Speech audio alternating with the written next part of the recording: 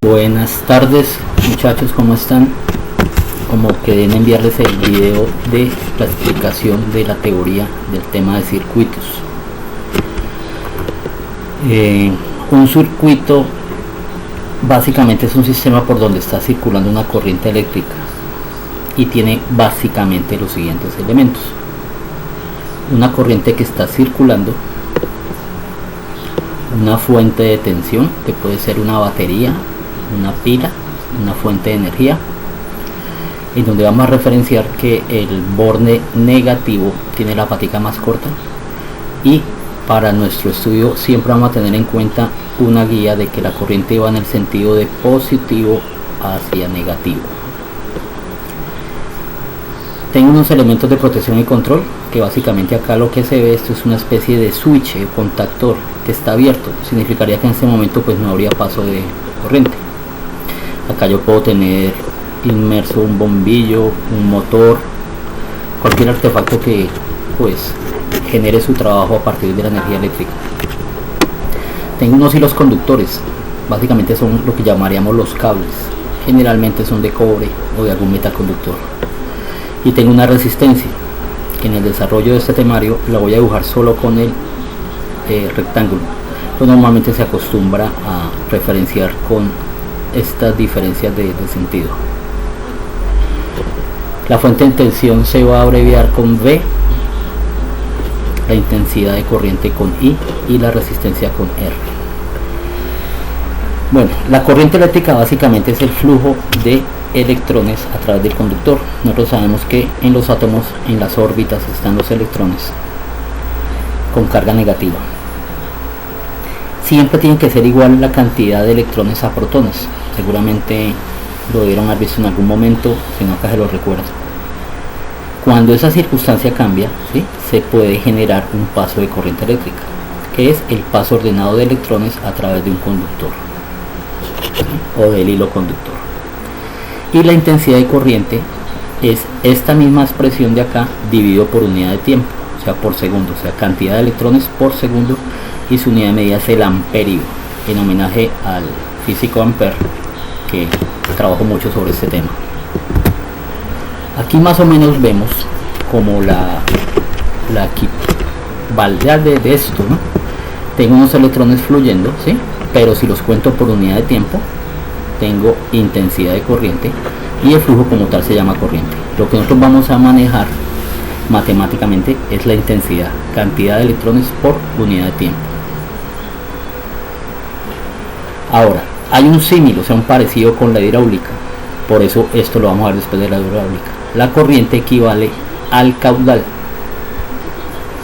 ¿sí?, la intensidad de corriente del caudal, ¿sí?, y la corriente eléctrica equivale a la cantidad de agua que circula. Ahora, los hilos conductores pueden ser de tres tipos: conductores, semiconductores o aislantes. En los hilos conductores pues normalmente vamos a utilizar obviamente el que tenga un material buen conductor, pero hay aplicaciones específicas donde vamos a necesitar variar esto. Entonces un conductor básicamente es un metal, ¿sí?, permite el paso de la corriente eléctrica prácticamente sin ofrecer ninguna resistencia. Por ejemplo el cobre, ya lo dije, ¿sí?, el hierro puede ser, el aluminio inclusive.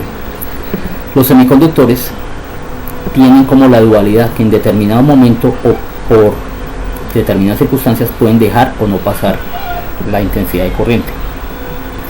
Por ejemplo, un material es el silicio, y en artefactos instalados en circuitos donde están los diodos o los transistores o el microprocesador, ¿sí?, están construidos con materiales semiconductores. Y los aislantes pues son los que impiden el paso de la corriente eléctrica, ofrecen extremada resistencia al flujo de electrones, inclusive se la pueden impedir, por ejemplo la madera y el plástico. Por eso las herramientas de electricidad vienen con mangos de plástico. Ahora, la tensión eléctrica, realmente la tensión es una fuerza, mira, acá lo aparece la referencia de tensión, que permite que los electrones se muevan ordenadamente a través de una dirección, ¿sí?, produciéndose así la corriente eléctrica. Se representa por V corta mayúscula o U, nosotros vamos a utilizar la V, y se mide en voltios. Esta fuerza se produce a partir de un generador, puede ser una pila, un alternador como el del carro, un dinamo, un motorcito que esté girando y produce corriente, ¿sí? O una célula solar. Esa fuerza es la que me permite darle movimiento a estos electrones. Y para hacer también lo mismo un símil, ¿sí? Esto puede ser equivalente, la pila, ¿sí? A una altura de líquido. Yo voy a tener un movimiento a través de la válvula, si tengo mayor nivel aquí que acá, y al final, cuando se equilibran, pues ya no va a haber más flujo. Así ocurre con la tensión. La tensión va a fluir de un mayor voltaje hacia un menor voltaje. Y con un generador, yo puedo acá asumirlo como si fuera una bomba. Si yo necesito subir un líquido a un nivel superior al que él se encuentra, necesariamente pues necesito una bomba que me lo impulse. Lo mismo va a hacer el generador, subirme la tensión.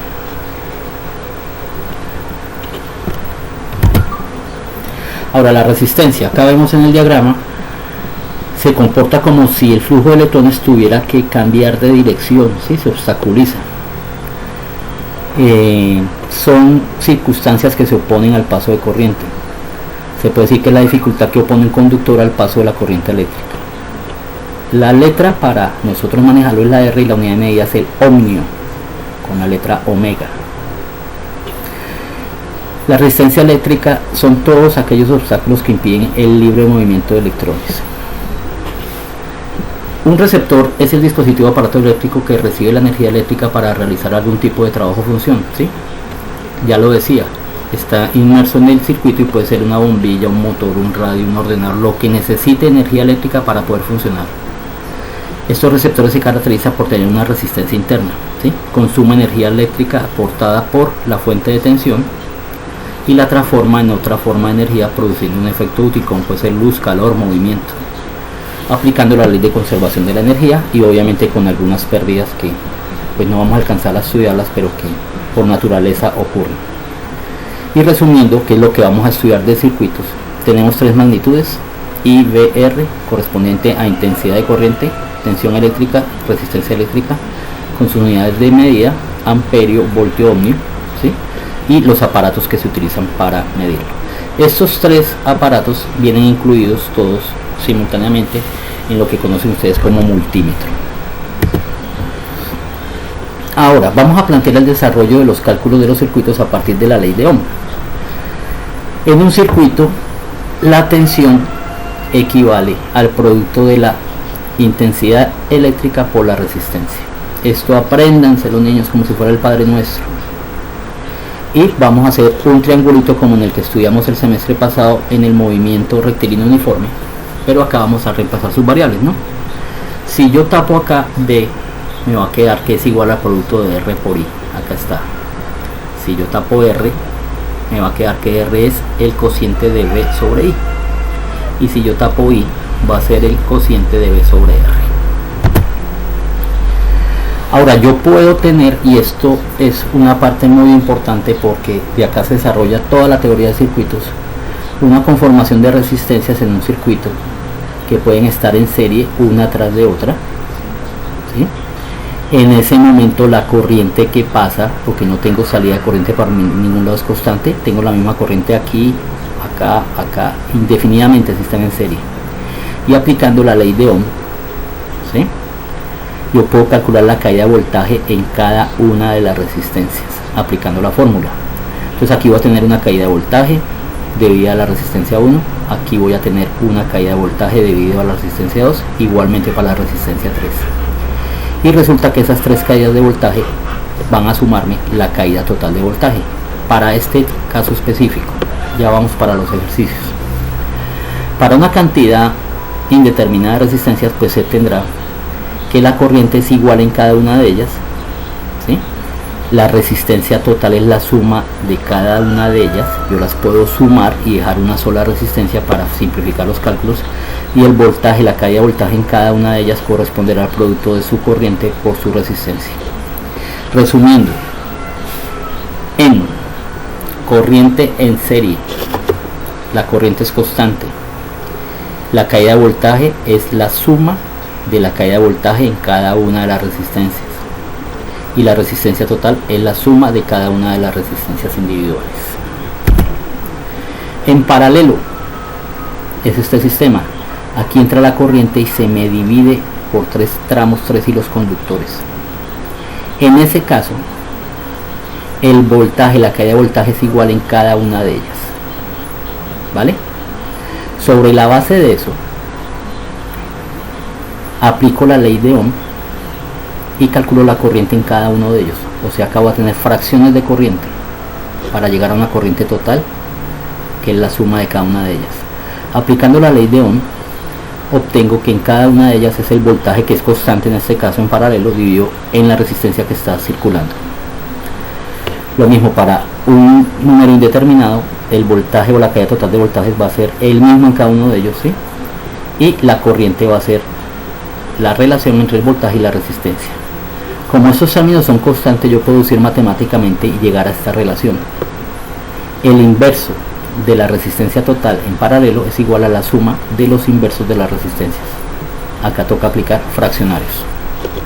Resumiendo, la corriente total en un circuito paralelo es igual a la suma de cada una de las corrientes en las ramas individuales. La corriente se me divide, va a ser una fracción total cada una en cada una de sus resistencias, y la corriente total va a ser pues la suma de esas fracciones. Las caídas de voltaje a través de todos los ramales en paralelo siempre son de la misma magnitud. Y finalmente, el recíproco o la resistencia equivalente es igual a la suma de los recíprocos de cada una de las resistencias cuando están conectadas en paralelo. Y finalmente, yo puedo tener un circuito mixto, puede ser paralelo serie o serie paralelo. Y aquí lo único que importa es la manera como lo vamos a afrontar en el desarrollo. Si tengo un circuito paralelo serie, primero resuelvo o hallo la resistencia equivalente entre estos dos con la fórmula anterior que vimos de los recíprocos, y se me resumiría al final en un sistema en serie común y corriente. Y si tengo un sistema serie paralelo, primero sumo estas dos resistencias, como se explicó en su determinado caso, y luego desarrollo el sistema paralelo que se me forma para finalmente llegar a un sistema en serie. Acá dice que aplicamos los conceptos de resistencia en serie o en paralelo de acuerdo al caso. Cada caso va a ser específico. Y pues, muchachos, no siendo más, yo creo que con esto ya tenemos bastante para trabajar. El paso a seguir es que ustedes también reciban mi video y lo vean con los ejercicios propuestos. Muchas gracias.